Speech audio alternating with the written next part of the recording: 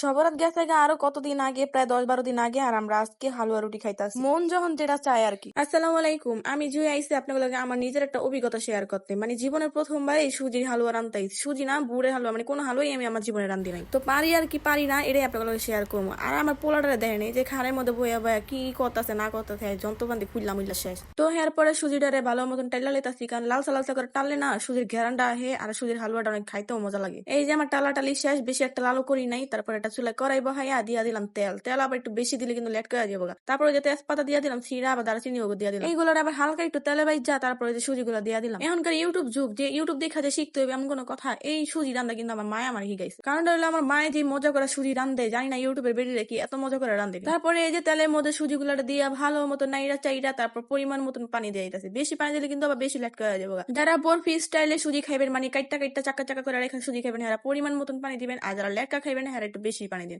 তারপর একটু লবণ দিয়ে দিবেন ছিটাইয়া। লবণ না দিলে তো আবার স্বাদই পাওয়া যায় না। এই যে দেখেন পানি দিতে না দিতে সুজিগুলো ফুটটা উঠতেছে। তারপরে পরিমাণ মতন চিনি দিয়ে দিলাম। যারা মিষ্টি বেশি খায় আর মিষ্টি বেশি দিব, আমি একটু কমই খাই তাই একটু কম করে দিতে। তারপরে হলো যে আসল কাম, নাড়তে নাড়তে নাড়তে হাত দুইটার আপনারা বেকা করা লাগবে। হালুয়াটা খাইতে কিন্তু অনেক মজা, কিন্তু এই মজা খাওয়ান রান্ধতে গেলে যে কি যে পরিশ্রম করা লাগে আর কি যে কষ্ট করা লাগে, এটা একমাত্র যারা রাইন্দা বা এটা খাওয়াই হেরাই জানে। এরপরে এই যে সুজিগুলা কি সুন্দর আডা গড়া হয়ে গেছে গা। তারপরে যে গুঁড়া দুধ ছিড়া দিতাছি, কারণ গুঁড়া দুধটা দিলে না একটু মুখের মধ্যে স্বাদটা অন্যরকম লাগে। রানতে আর কতটুকু সময় লাগলো তাই না, ভিডিওতে কিন্তু অল্প সময় লাগতেছে, কিন্তু রানতে গেলে বুঝবা যে কত সময় লাগে আর কত কষ্টও লাগে। তারপরে যে একটা ট্রের মধ্যে কতটুকু ঘি মাইখা ছড়ায়া ছড়া লইতাছি, কারণ আমি তো বরফি স্টাইলে খামো, তাই এটার মধ্যে দিয়া চ্যাপটা চ্যাপটা করে লাগাই। এমনিতে আবার একটু বেশি মানে ঝুরা ঝুরা হয়ে গেছে গা, মনে হয় একটু পানি কম হয়ে গেছে। তারপর কোনো সমস্যা না, অনেক সুন্দর করে লাগিয়ে দিতেছে। দেখেন হাত দিয়ে থাপড়া থাপড়া চ্যাপটা চ্যাপটা করে লইতাছি। তারপরে চাকুর সাহায্যে সুন্দর করে পিস পিস করে কাইটা নিবো, মানে গরম গরম অবস্থায় কিন্তু কাইটা নিতে হইব, আবার শক্ত গেলে কাটতে গেলে কিন্তু ভাঙ্গা যাবো। তারপরে যে কিসমিস গুলো সুন্দর করে মাঝখানে টুকটুস করে ঢুকাই দিতেছি। এই তো সুজির হালুয়া বানানো ডান। আর এইদিকে আমার ছেলে খালামণি তো আমার ছেলেকে নিয়ে নাচতেছে আর টিভি দেখতেছে। দেখুক গা আমি আবার যাই বুড়ের হালুয়া বানাই লাই। বুট সিদ্ধ কইরা তারপর ব্যালেন্ডার করে লাইছি। আগেকার দেখতাম আমার মায়ের পাড়ার মধ্যে কি সুন্দর করে মিহির করা লইতো, কিন্তু এখনকার মাইয়ারা অনেক আইসা, তাই ব্যালেন্ডার ইউজ করে বেশি। তারপর কড়াইতে খানিকটা তেল দিয়া এই যে বুড়ের ইয়াগুলা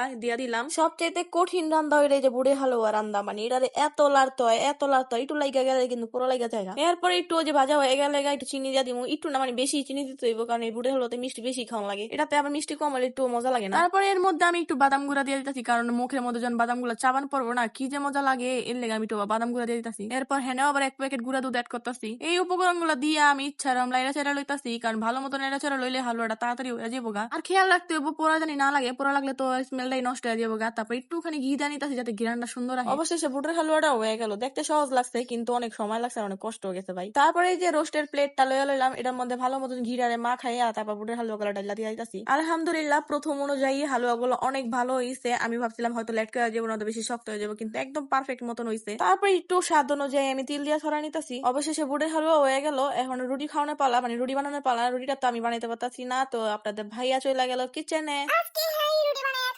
কারণ হলো হের ছাওয়াল আমারে জ্বালাইতাছে, তাই আমার কুলে উঠা বৈশা রয়েছে চুপ করে। এই আব্বা জানারে নিয়ে গেলাম হের বাপেরে দেখতে, মানে হের বাপের কি অবস্থা কতটুকু আগাইলো এ দেখতে। আইয়া তো দেখি যে ছড়া এবারে পুরা লেটটা লইছে, মানে কি যে কমু বেড়ামেশি কাম তো বেড়ামেশি। যাই হোক অনেক কষ্ট করে আমার জামাই রুটি গুলা বানাইতেছে, এটাই অনেক। হ্যাঁ পরে আমি ঘরে যা চুপ করে বয়ে থাকি, এই দেখে বানা টানা লইছে। তারপরে খাওয়ান দাওয়ান গুলা সুন্দর করে পরিবেশন করে দিলাম। এক কথা শ্বশুর বাড়ি গেলে যেমন নাকি জামাইকে খাওয়ান দেয়, এমনি সুন্দর করে গুছায় গাছা দিছি। হ্যাঁ তো কাছ থেকে আইয়েই আগে হালুয়াটা টেস্ট করে খাইয়া দেখছে কেমন মজা হয়েছে। মানে আমার যে কি খুশি লাগতেছে, জীবনে প্রথমবার হালুয়া গুলা রাইন্দা প্রশংসা পাইলাম আলহামদুলিল্লাহ। আজকাল ভিডিও হ্যানি শেষ করতেছি। আর তোমার কাছে কেমন লাগছে অবশ্যই কমেন্ট করে জানাইবা। তো দেখা হইব অন্য কোনো ভিডিওতে। ভিডিওটা যদি ভালো লাগে লাইক কমেন্ট সাবস্ক্রাইব আর ফলো দিয়া পাশে থাকবা। আল্লাহ হাফেজ।